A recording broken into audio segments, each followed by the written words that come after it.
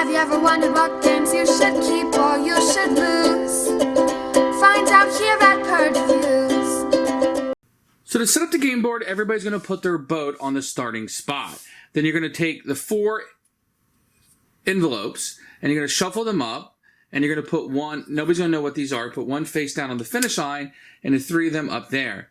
Then you'll take one of each good and you'll put them here at the outpost face down so people cannot see what is there.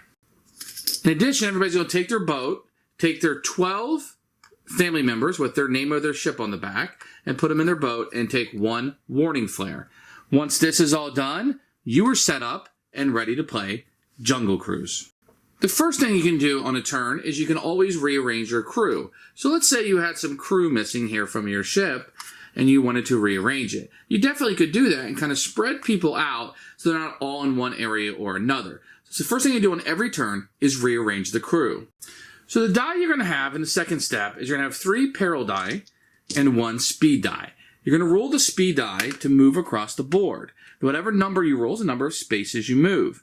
You start on the start, 1, 2, 3. I would end here because I rolled a 3 on the speed die. There's some rules about moving. You'll see here, when you get to a point like this, there is a shortcut. You can go this way. So let's say I was up here. I could move 1, 2, 3. Or I could go the long way. But what it would allow me to do is take a look at the envelope. And what this is going to do is help me at the end of the game scoring. It says lions. And that would be something I would look at secretly, put back down if I was at this location. And then I would have that information. So what that tells me is that this is not the Lions family. That will be important for end of game scoring. At the end of the game, any family members that are of the Temple family, which will be hidden down here, you can only figure this out by figuring out what those are, will be worth 5 points each. Any other person that is not a member of the Temple family will be worth 3 points each. So figuring out which families to put on your board will be important. If you look at this right here, you will see each of the family members will have icons on them. So this will be the Temple icon. So when I get to the end of the game, this guy will be worth 5 points. So I want to make sure when people go overboard, I keep Temple family people because they're worth more. If you look at this person, their icon does not match the Temple. So it would only be worth 3 points at the end of the game. So if I had to choose between throwing one of these 2 people overboard, I would probably choose the one without the Temple, let this person go, because this person is going to score me more points at the end of the game. So that's kind of what you're doing with the letters. Instead, if you land on an empty space, like an original 1, 2, 3, then nothing would happen. If I were to land on the outpost space, then I could take one of these outpost tiles. So what I can do is I can either look at these and take one of these I can put on my ship, or I could take a lost and found token, which will do things like find a passenger, or they might give me additional resources or something. So if I don't have these, then I'll take one of these and put them on my ship if I have room. The reason why you want these is if you have a set of 3, like this, 1 of each, that's worth 10 victory points at the end of the game. If I just have 1 and it's not part of a set, it's worth 1 victory point. That's why you want to collect these. When you collect these goods, you'll put them on an empty space of your boat, and now I also have this on there. No matter what you roll or what options you're going to partake in, you're always going to navigate the river, and that will be this deck of cards. So based on the number that you rolled, you will take a number of cards. You will always take 4 cards, and you will have to this. Based on the number that I rolled, I will only have to look at 3 of these. So when I'm looking at these, they have danger on them. Let me show you that these have 2, 2, 2, 3. So I'll get rid of one of my 3s because it's most dangerous. The other thing can go in your decision. It tells you on the cards where it will hit you at. So let's say it's going to hit you at the bottom, but you don't have anybody there on your ship, then you'll be safe. So maybe you'd want to do that one. So I'm going to get rid of one of these hippopods. Discarding this, because of my speed, I only have to do 3 cards.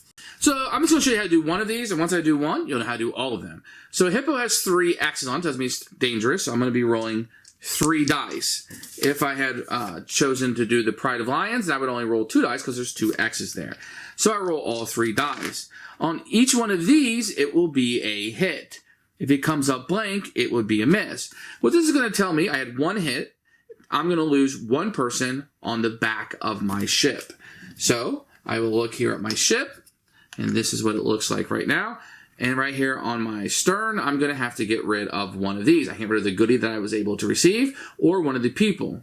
So I'm going to get rid of this person, and they will go overboard. Just put them on any of the grass spaces on the board for thematic purposes. Now remember, if I have one of these tokens I got from the Lost and Founds from the outpost spaces, I can spin one of these and pick this person up. Or anybody can pick this person up, not just me. As a recap, I'm going to roll the dice. I'm going to move that number of spaces. I am going to do a navigation card, as I've showed you. And then I will either, if I'm at a spot, nothing, or an outpost, I can get a goodie, or I can find out and start deducting who is here where I know what points to score. If you're the first person through, you're going to get more. You're going to get a tip from the driver, so you're going to score more points at the end of the game. So there's a race faction of this, but you also want to make sure at the end you have the right people on the ship. You're going to score points for each person on here, but more people if it matches what's here in the end. You're going to get points for the set collection of these, and then you will also get victory points for being the first person through. Now you also have a warning flare that you can use throughout the game. Warning flare is a one-time use, so once you use it, you can only reload it when you go to the outpost. What the warning flare is going to do when you use it is if you roll this, let's say you had to roll 2 dice, and you rolled a hit, I could use my warning flare, flipping it over, and I can re-roll all the hits. So on a particularly nasty one, you might want to use your warning flare in order to save yourself. Now that's a quick overview of how you play Jungle Cruise. As you race through the Jungle Cruise, you want to be the first person here and score the most victory points.